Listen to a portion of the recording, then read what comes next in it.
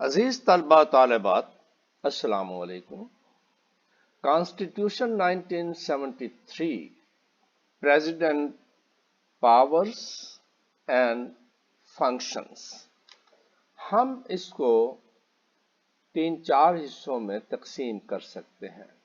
Number 1 executive authorities, number 2 judicial authorities, number 3 military powers, number 4 emergency powers. اور اس میں اس کے ساتھ ساتھ ہم پریزیڈنٹ اور لیجسلیچر کے ریلیشنز کا بھی جائزہ لیں گے۔ صدر کے بارے میں، اختیارات کے بارے میں آرٹیکل 90 بڑا واضح ہے۔ The executive authority of the Federation shall be exercised in the name of the President by the federal government consisting of the Prime Minister and the federal ministers, which shall act through the Prime Minister, who shall be the Chief Executive of the Federation. Chief executive of the federation prime minister ہے، اور president جو ہے وہ ان کی advice پر عمل کرتا ہے۔ جیسا کہ آپ جانتے ہیں کہ پاکستان میں پارلیمنٹری سسٹم ہے، اور پارلیمنٹری سسٹم میں اصل چیف ایگزیکٹو پرائم منسٹر ہوتا ہے، اور اسی طرح کانسٹیٹیوشن 1973 میں اصل جو چیف ایگزیکٹو ہے وہ پرائم منسٹر ہے، president head of the state ہے، نوٹیفیکیشن پروکلیمیشن جو ہے وہ پریزیڈنٹ کے نام سے ہوتی ہے on the advice of the prime minister. اس لیے اس وقت جتنے اختیارات ہیں وہ تمام تقریباً پریزیڈنٹ پرائم منسٹر کی ایڈوائس پہ کرتا ہے۔ تو federal ministers from among the members of the parliament, prime minister اور فیڈرل منسٹر جو ہیں ان کا تقرر صدر کے بہاف پہ ہوتا ہے اور پرائم منسٹر کی ایڈوائس پہ۔ دا گورنرز آف پروونسز، صوبہ جات کے گورنرز کا تقرر پرائم منسٹر کی ایڈوائس پر صدر کرتا ہے۔ یہ پچھلے اس میں جس وقت یہ کافی چل رہا تھا تو اس میں صدر اور ان کے درمیان یہ اختلاف بھی رہا۔ الٹیمیٹلی وہ پریزیڈنٹ کے گورنر کا تقرر پرائم منسٹر کی اس پہ ہو گیا۔ اٹارنی جنرل کا تقرر اور members of the national finance commission, اور اس کے علاوہ چیف الیکشن کمشنر کے تقرر کا ایک بہت اہم پروسیجر موجود ہے، جس میں اپوزیشن اور پرائم منسٹر گورنمنٹ دونوں کے کنسنسس سے الیکشن کمیشن جو ہے اس کا تقریباً تقرر عمل میں آتا ہے، اور اس کا جب وہاں سے وہ ڈیسیژن ہو جاتا ہے تو اس کی پروکلیمیشن بھی صدر کے نام سے ہوتی ہے اور صدر ہی اس کو پروکلیم کرتا ہے۔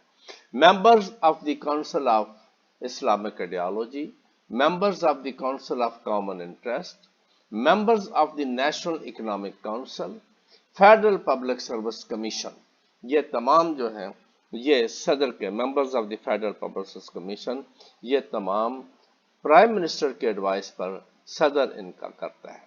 آرٹیکل 48 جو ہے یہ بڑا اہم ہے، جس میں صدر اور لیجسلیچر کے ریلیشنز بیان کیے گئے ہیں۔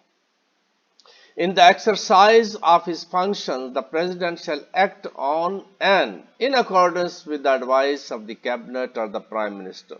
صدر جو ہے ان کی ایڈوائس پر ایکٹ کرے گا۔ مثلا اگر کیبنٹ سے یا پرائم منسٹر سے کوئی ڈاکومنٹ جاتا ہے، پریزیڈنٹ کے پاس چلا جاتا ہے، کوئی لا جاتا ہے یا کوئی بھی ایکٹیویٹی ہے، کوئی نامینیشن جاتی ہے، تو ایسی صورت میں within 15 days the president may send to reconsider such advice. ایک پہلا بات یہ ہے کہ اس نے اگر اسینٹ دے دی ہے تو وہ معاملہ ختم ہو گیا، ٹھیک ہو گیا۔ لیکن اگر صدر چاہے تو 15 دن کے اندر اندر وہ اپنے پاس رکھنے کے بعد اسے واپس کیبنٹ کو یا پرائم منسٹر کو بھیجے گا۔ اب پرائم منسٹر کیبنٹ جو ہے وہ اس کو ریکنسیڈر کر بھی سکتے ہیں اور اس کو ریکنسیڈر نہیں بھی کر سکتے ہیں، اور وہ 10 دن کے اندر اندر اس کو دوبارہ پریزیڈنٹ کو اگر بھیج دیتے ہیں تو پریزیڈنٹ 10 دن کے اندر اندر اس ریکنسیڈرڈ ڈاکومنٹ کے اوپر اپنا حکم دے گا، وہ خود بخود قانون بن جائے گا۔ تو اسی طرح 58(2)B 58 آرٹیکل 58 یہ بڑا اہم ہے، اس میں نیشنل اسمبلی کو ڈیزالو کرنے کا اختیار ہے۔ سینٹ ڈیزالو نہیں ہوتا، یہ ذہن میں رکھیے، نیشنل اسمبلی کو ڈیزالو کرنے کا اختیار ہے۔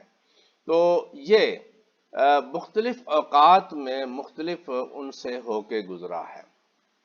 8ویں امینڈمنٹ جو تھی، اس میں پریزیڈنٹ یونیلیٹرلی نیشنل اسمبلی کو ڈیزالو کر سکتا تھا، اور اس اختیار کو صدر صاحب نے، ضیاء الحق نے جنوجی کی حکومت کو، اسحاق خان نے بے نظیر صاحبہ کی حکومت کو اور نواز شریف صاحب کی حکومت کو ڈیزالو کیا، اور پھر محترمہ بے نظیر شہید صاحب کی حکومت کو فاروق لغاری صاحب نے ڈیزالو کیا۔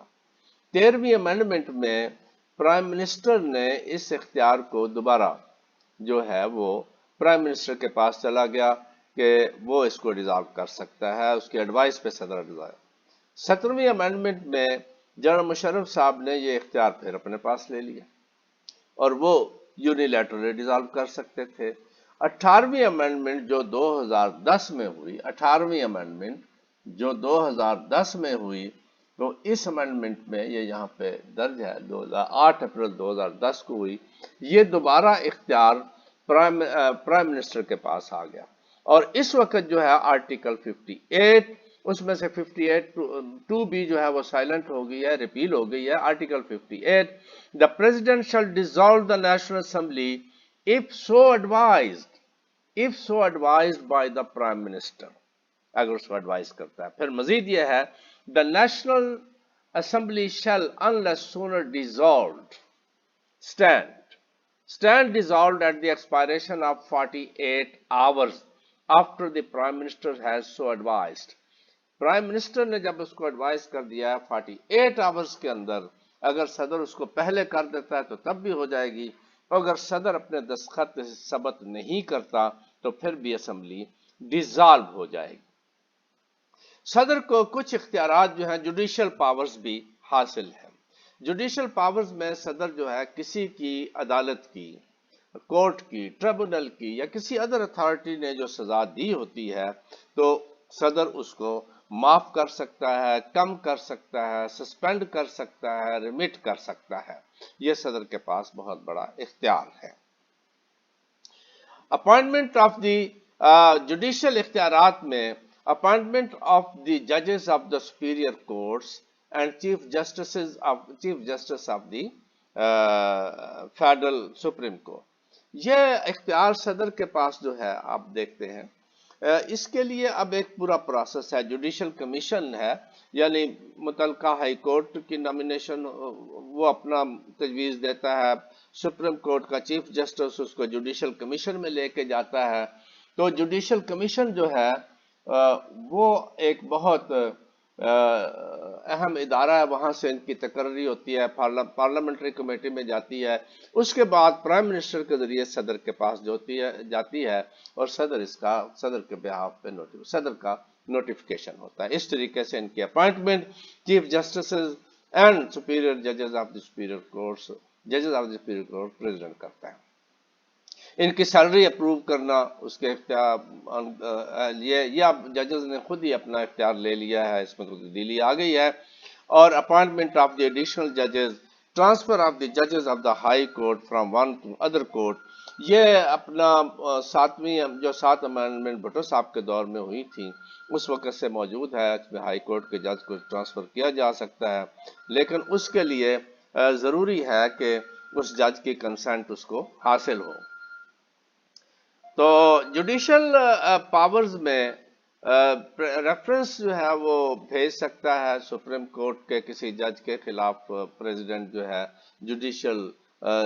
سپریم جوڈیشل کونسل کو، اور اسی طرح اسلامک آئیڈیالوجی کونسل کو ریفرنس بھیج سکتا ہے کہ کوئی قانون جو بنا ہے اور اس کے بارے میں ریویو کرنے کے لیے، ریکمنڈیشن کے لیے، یا ویسے ریکمنڈیشن کے لیے وہ کوئی ایشو ریفرنس بھیج سکتے ہیں۔